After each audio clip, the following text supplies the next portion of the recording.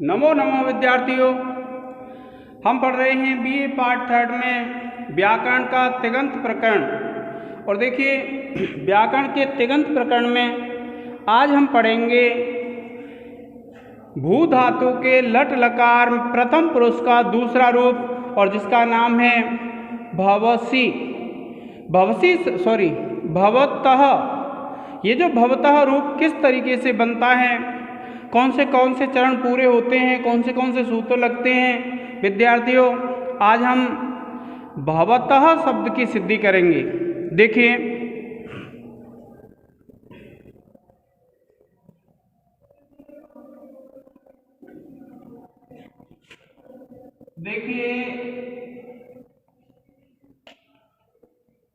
भवतः आप लिखेंगे विद्यार्थियों भू प्लस लट।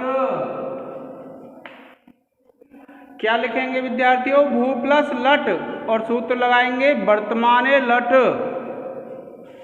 और सूत्र लग जाएगा वर्तमाने लट। और आप लिखेंगे सूत्र से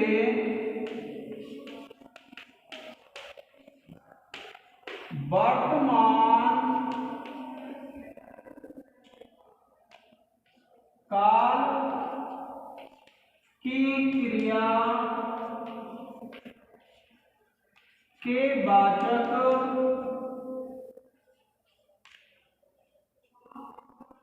भू धातु से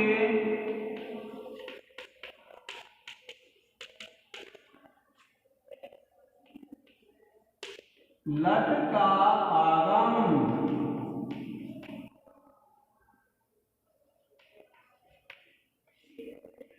देखिए, वर्तमाने लट सूत्र से वर्तमान काल की क्रिया का जो वाचक भू धातु है, उसके बाद क्या हो गया? लट का आगम। अब विद्यार्थियों आपको पता है, ये जो लट है, लट में टा की भी संज्ञा होती है और ला की भी होती है। तो देखिए, सबसे पहले हम टा की करेंगे। आप लिखेंगे भू प्लस ला। आप लिखेंगे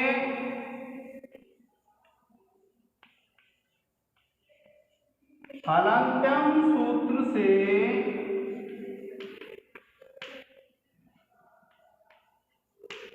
लट के टकार की संज्ञा और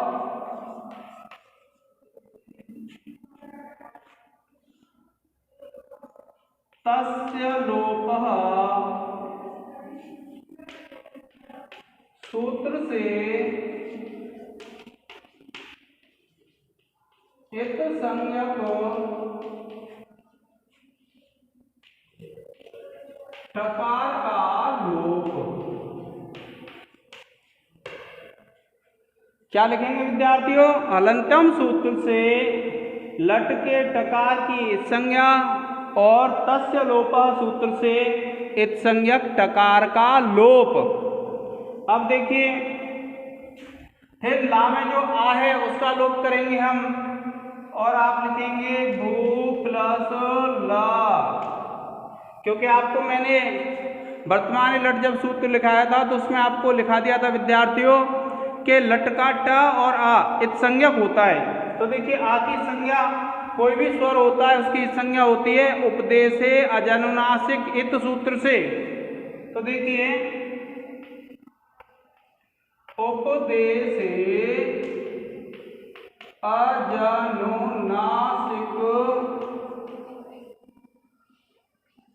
इत सूत्र से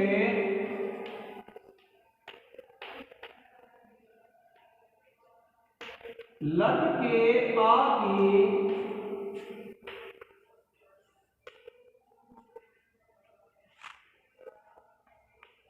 इत संज्ञा और तस्य लोपः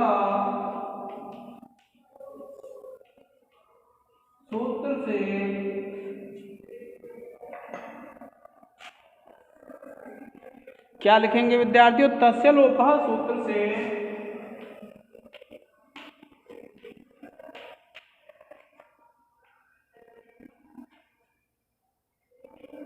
इत संज्ञक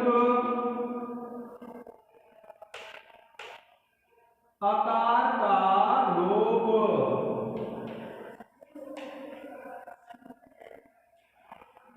अब देखिए, आपको पता है लकार के स्थान पर 18 प्रत्ययों का आगम हो जाता है। देखिए, भू प्लस तिप, आप लिखेंगे विद्यार्थियों लह परस्मै पदम,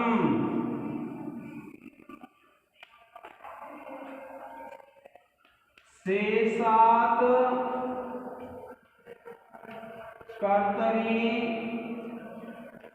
परस्मै पदम,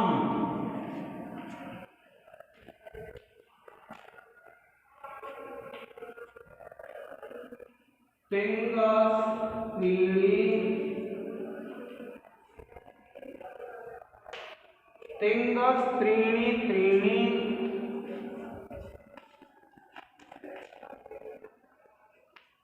प्रथम मध्यमोत्तमः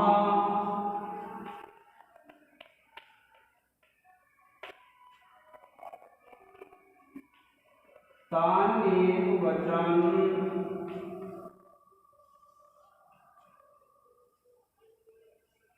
द्विवचन बहुवचनानेकशः।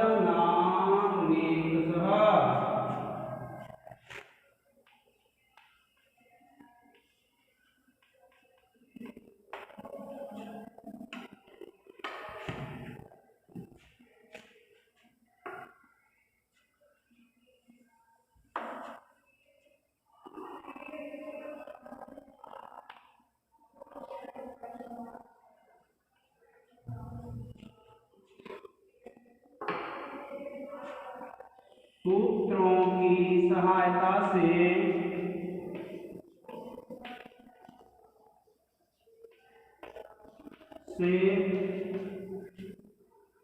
सूत्रों की सहायता से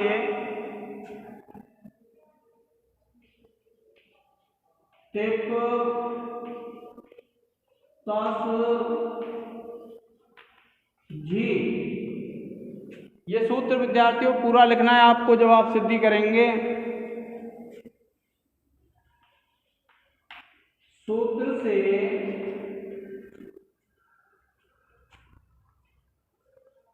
प्रथम पुरुष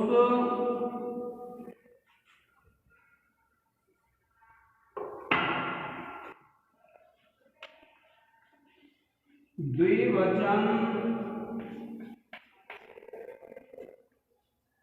परस्मै पद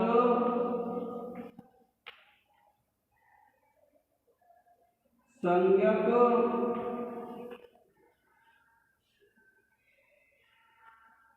तस् प्रत्यय का लकार के स्थान पर आदेश।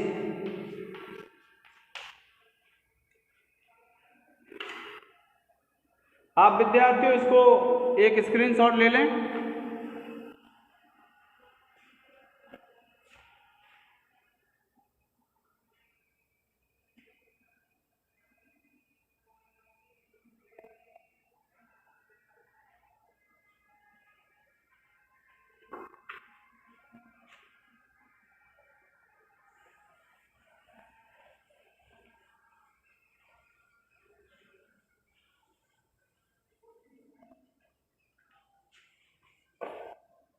विद्यार्थियों तस आएगा इसके स्थान पर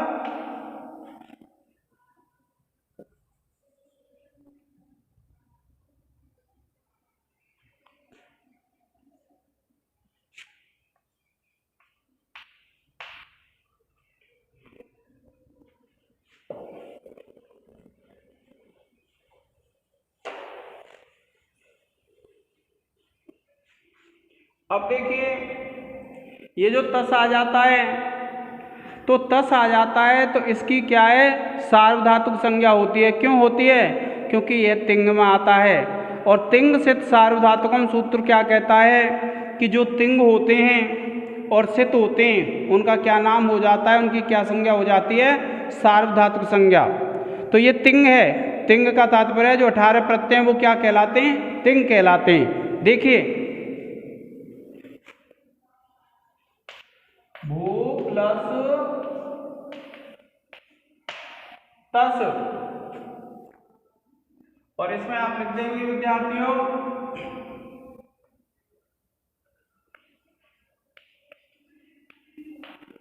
तिंग सित सार्वधातुकम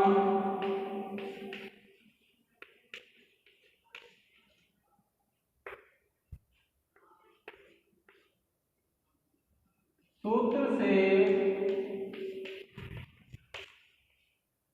तिंग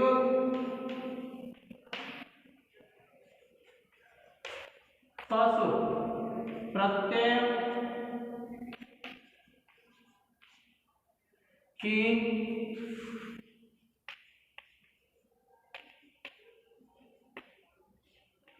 सार्वधातुक संज्ञा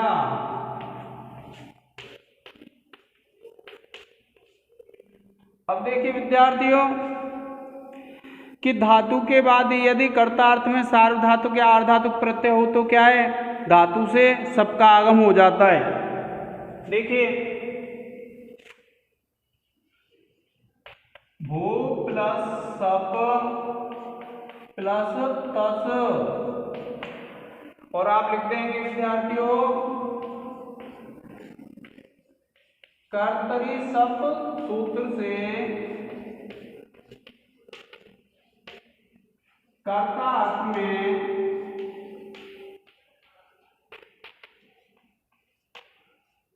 धातु से सबका आगम।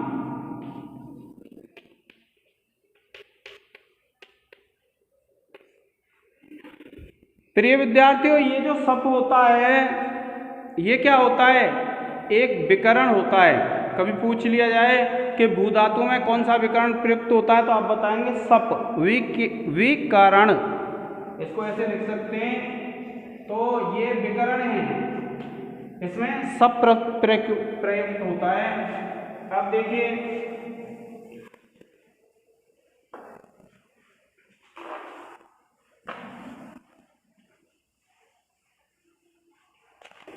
जब मैंने आपको तिंग से सार्वधातुक में बताया था, सॉरी कर्तरी सप बताया था, तो तब आपको बताया था जो सप है उसके प और स की इस संज्ञा होती है।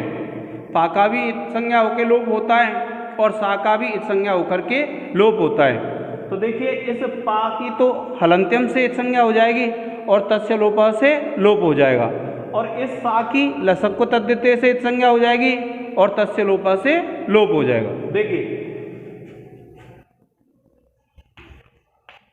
भू प्लस सप प्लस तस, आप लिखेंगे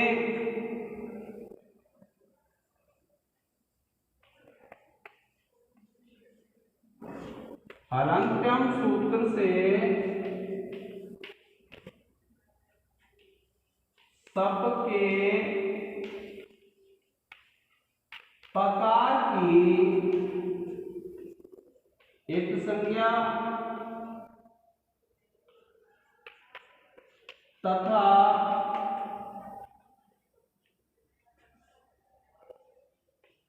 तस्य लोपः सूत्र से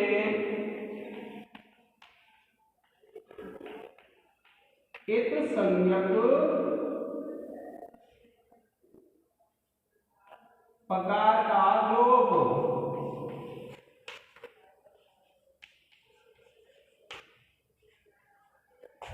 देखिए हलंत्यम सूत्र से सबके पा की संज्ञा हो गई और तस्य लोप सूत्र से इत संज्ञक पकार का लोप हुआ।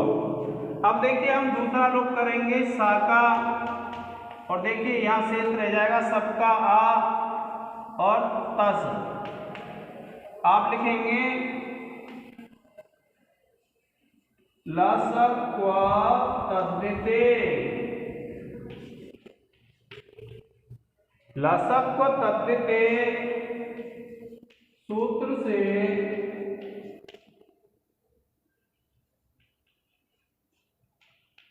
सबके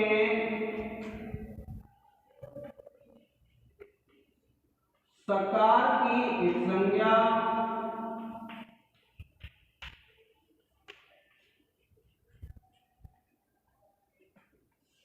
एवं तस्य लोपः सूत्र से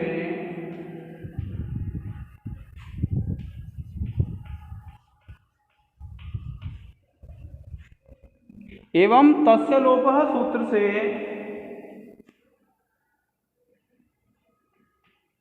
एक संज्ञक सकार का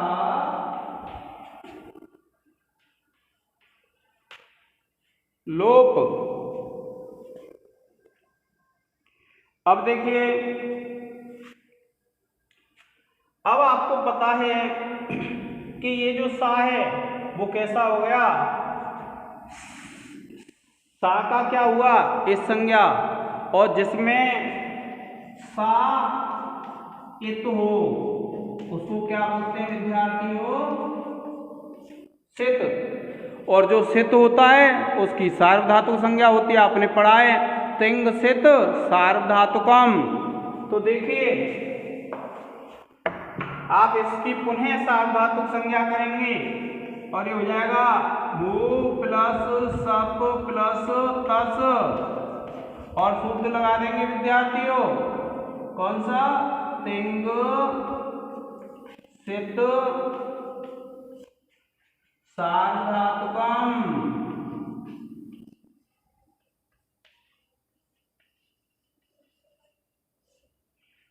ये सूत्र है, इसको आप रेखांकित कर देंगे और फिर लिखेंगे सूत्र से सबकी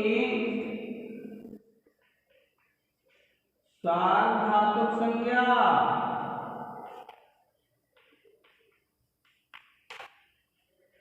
ठीक है विद्यार्थियों। अब इसके बाद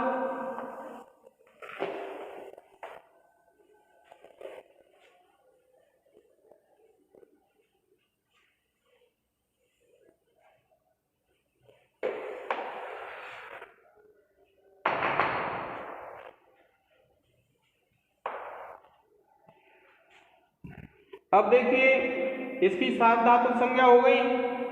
अब क्या करेंगे आप, ये इगंत अंग है विद्यार्थियों।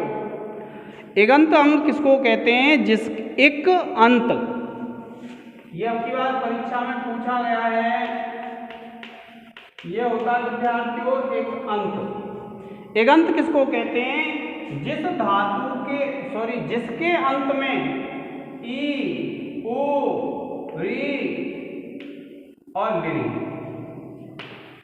ये चार वर्ण जिसके अंत में हो उसको तो कहते हैं हम एक अंत, और जब इसकी संधि हो जाएगी तो क्या हो जाएगा, इगंत। और अंग किसको कहते हैं, मैंने आपको विद्यार्थियों सेकंड ईयर में बता दिया था। अंग कहते हैं यस्मात् प्रत्यय विधि तदादि प्रत्यय अंगम, जिससे प्रत्यय विधि की जाती है उसी को क्या कहते हैं, हम अंग कहते हैं। अर्थात जिसमें प्रत्यय लगता है वह क्या कहलाता है, अंग कहलाता है। जैसे राम में आपने सु लगाया तो राम क्या कहलाया, अंग कहलाया।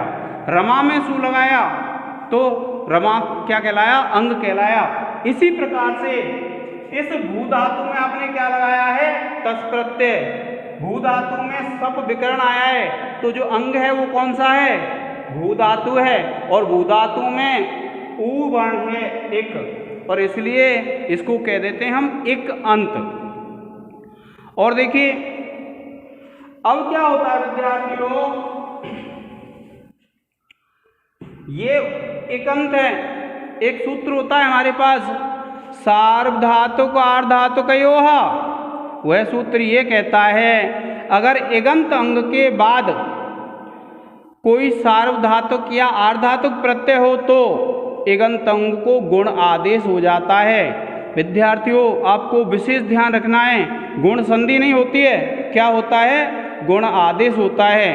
और आदेश जब होता है, मैंने आपको पहले भी बता दिया है कि अगर गुण आदेश होगा तो ई को आदेश हो जाएगा ए, अगर उ होगा तो आदेश हो जाएगा ओ, और री होगा तो आदेश हो जाएगा अर, और लिरी होगा तो आदेश हो जाएगा अल। ठीक है विद्यार्थियों, अब देखिए यहां पर ये जो भू धातु है, भू धातु के बाद सार्वधातुक संज्ञक प्रत्यय है, तो इसलिए ये जो इगंत अंग है भू, इसको एक लक्षण गुण हो जाएगा। इसको एक लक्षण गुण भी कहते हैं, एक लक्षण गुण, इगंत गुण। ऐसे जो शब्द आ जाते हैं विद्यार्थियों, एक जैसे शब्द हैं, इगंत लक्षण, इगंत गुण कह सकता है, एक लक्षण गुण कह सकता है, कोई भी कह सकता है, आपको ध्यान रखना है, बस आपको धातु को गुण आदेश करना है। और जब गुण आदेश करेंगे विद्यार्थियों तो आप क्या करेंगे, ये जो भू धातु है इसको हो जाएगा भो, और ये हो जाएगा विद्यार्थियों सप, और तस प्रत्यय है आपके पास। ठीक है विद्यार्थियों, अब आप क्या करेंगे, सूत्र लगाएंगे सार्वधातु कार्ध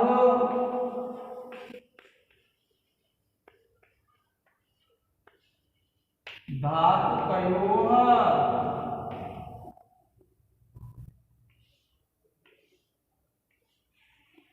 सार्वधातुक आर्धातुकयोः जो सूत्र है विद्यार्थियों, ये क्या कर देगा, इसको गुण कर देगा। और आप लिखेंगे सूत्र से सार्वधातुक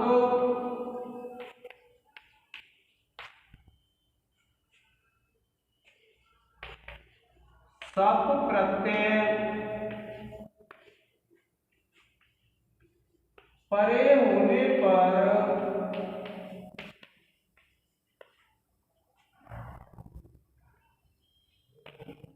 इगंत अंग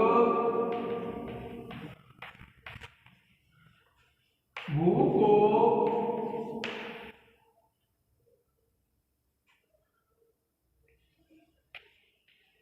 एक लक्षण गुण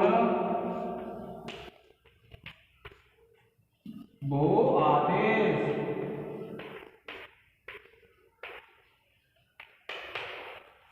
ठीक है विद्यार्थियों, आप इसमें सीधा भी लिख सकते हैं सार्वधातुक आर्धातुक सूत्र से इगंत अंग को गुण आदेश, लेकिन ऐसे लिखेंगे तो आपकी जो भाषा है बहुत आकर्षक लगेगी। अब देखिए, अब क्या है विद्यार्थियों,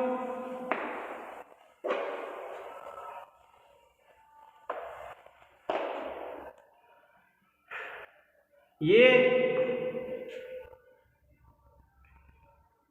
एच में आता है, इसके बाद अच है, और जब ऐसा होता है एच के बाद अच आए तो विद्यार्थियों अयादि संधि हो जाती है। और आपने सूत्र पढ़ा हुआ है, कौन सा सूत्र है, एचो अयवायावः। उस सूत्र से क्या होता है, एच को अय अव आय और आव आदेश हो जाता है। कब, जब एच के बाद कोई अच होता है तब। देखिए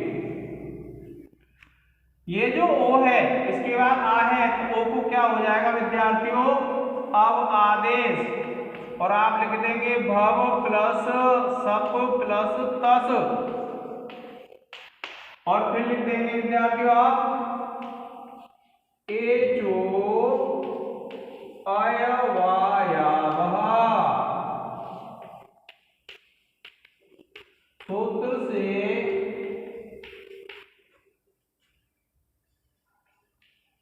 एच को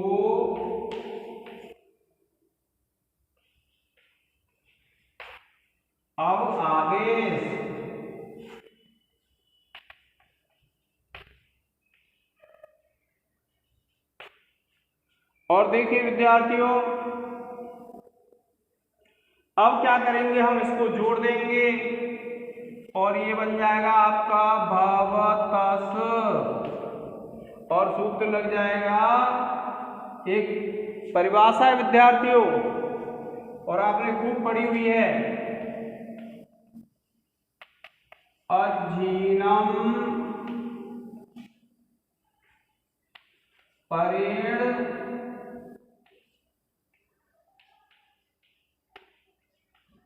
संयोज्यम। अब देखिए, क्योंकि यहाँ सा है विद्यार्थियों और हमें क्या लगाना है, विसर्ग लगाना है, तो आपने जिस प्रकार से राम की सिद्धि की थी और उसमें विसर्ग किया था, हमको वैसे ही करना है। देखिए, आप लिखेंगे भावतस और आप लिखेंगे हलंत्यम, सूत्र से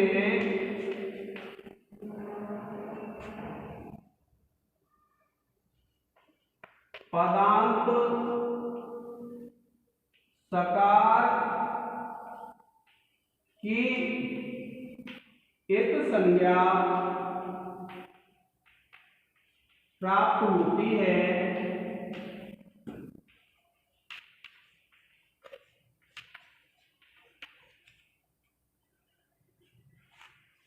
किंतु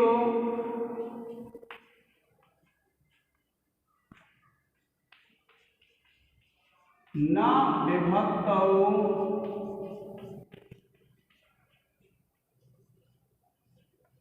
तुस्माह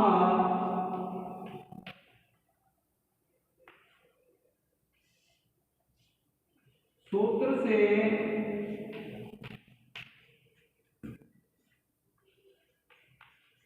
इत संज्ञा निषेध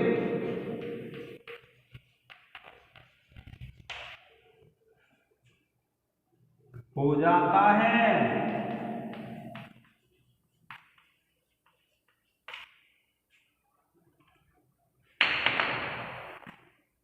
अब देखिए,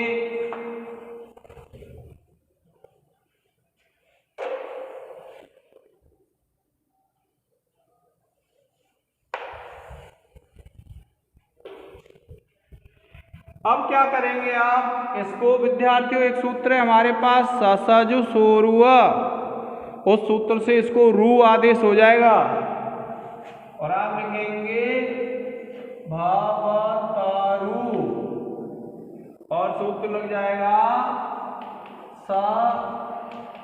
सजो सोरुह। आप लिखेंगे सूत्र से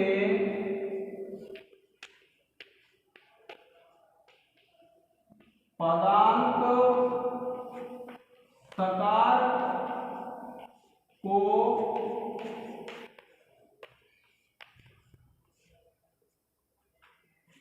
ऋत्व आदेश। अब विद्यार्थियों, आप इस रू के ऊ की संज्ञा कर देंगे,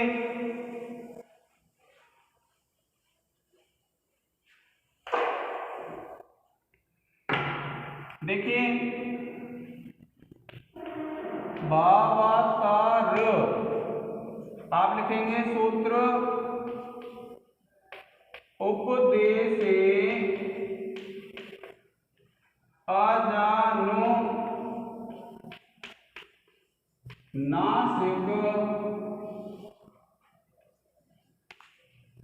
इत। क्या लिखेंगे विद्यार्थियों, उपदेशे अजनुनासिक इत, सूत्र से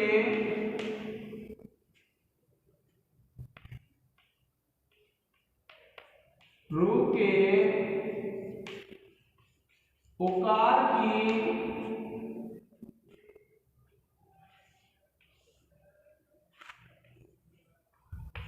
इत संज्ञा एवं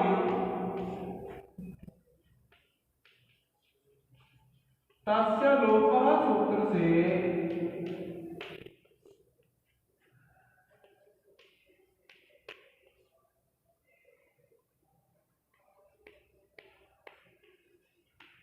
इत संज्ञक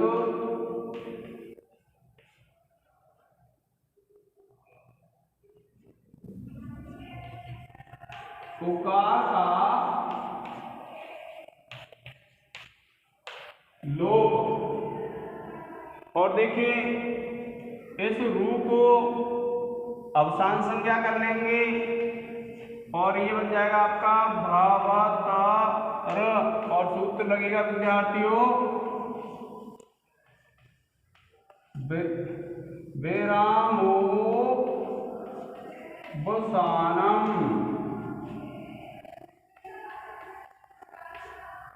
क्या होगा विद्यार्थियों? विरामो अवसानम।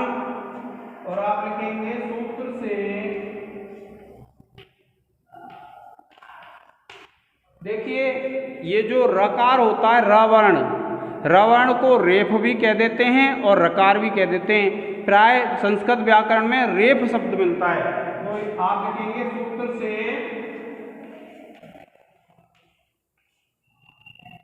रेफ की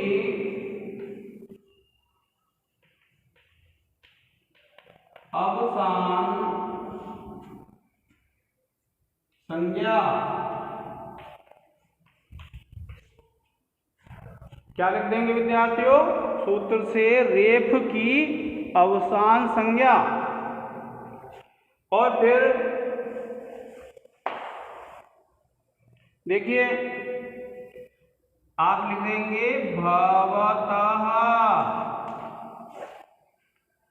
और आप लिखेंगे खरवसानयोर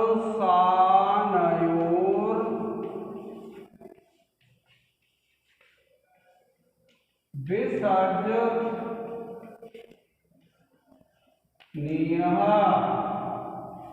क्या लिखेंगे विद्यार्थियों? खरवसानयोर विसर्जनीयः।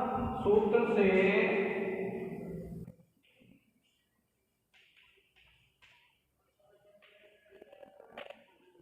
अवसान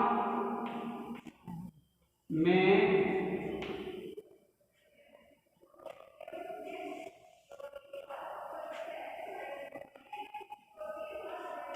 रेफ को विसर्ग आदेश।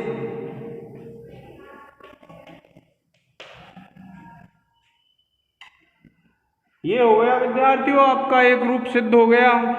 आप इसका एक स्क्रीनशॉट ले लें।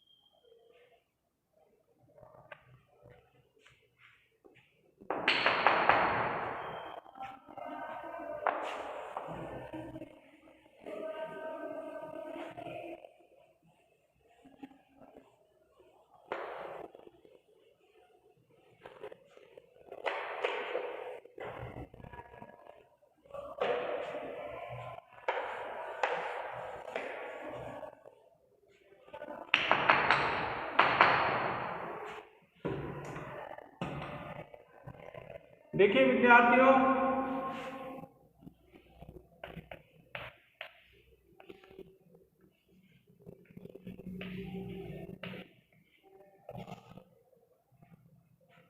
ये सूत्र होता है एक झो अंतः। कौन सा सूत्र होता है? झो अंतः। और ये जो झो अंतः सूत्र है ये क्या कहता है विद्यार्थियों? प्रत्यय के अवयव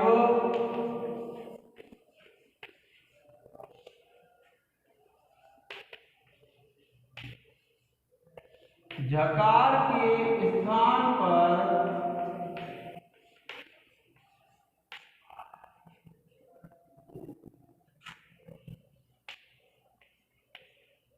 अंत आदेश हो जाता है।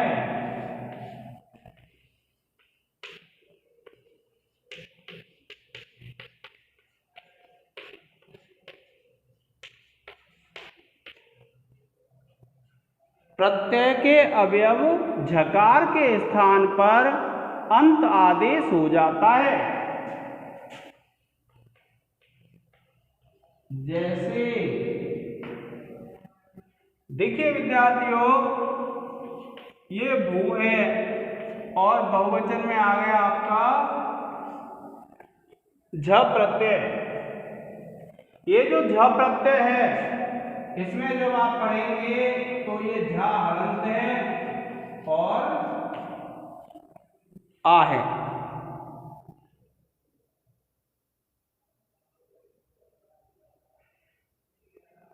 और ये प्रत्यय कौन सा है विद्यार्थियों? झी है और झी है तो इसमें क्या होगा? ई होगा। क्या हो जाएगा? ई। अब देखिए इस प्रकार से है ये और यहाँ ये है, तो आपको ये पता है कि इसमें झा है और ई है। तो जो अंत आदेश होता है ये हलंत है विद्यार्थियों।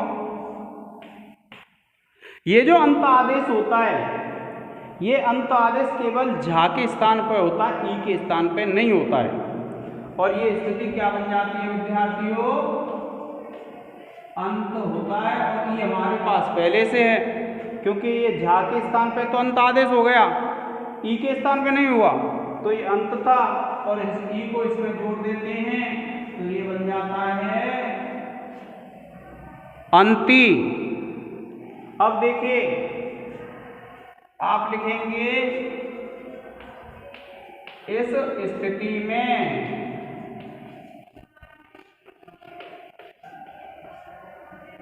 और फिर लिखेंगे आप भू प्लस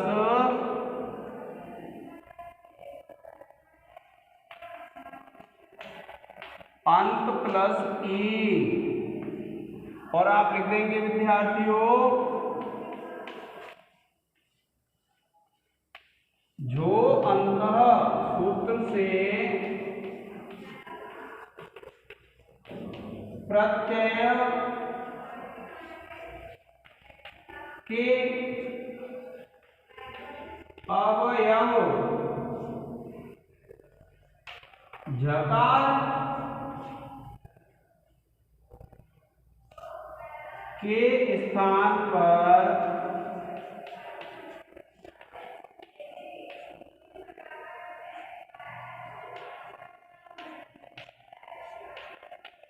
अंत आदेश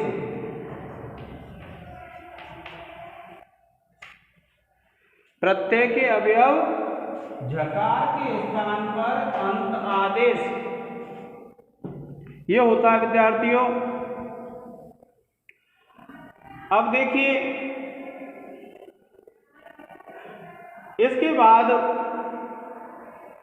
एक सूत्र और है और जिसका नाम है अतो गुणे।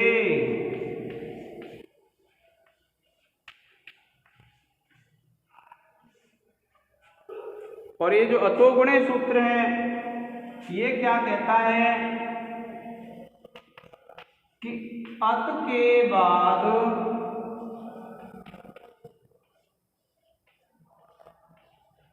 गुण हो तो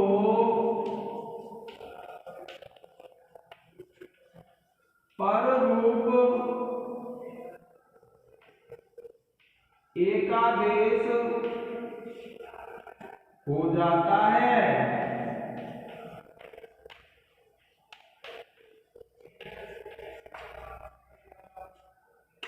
क्या कहते हैं देखिए, अत के बाद गुण हो तो पर रूप एकादेश हो जाता है।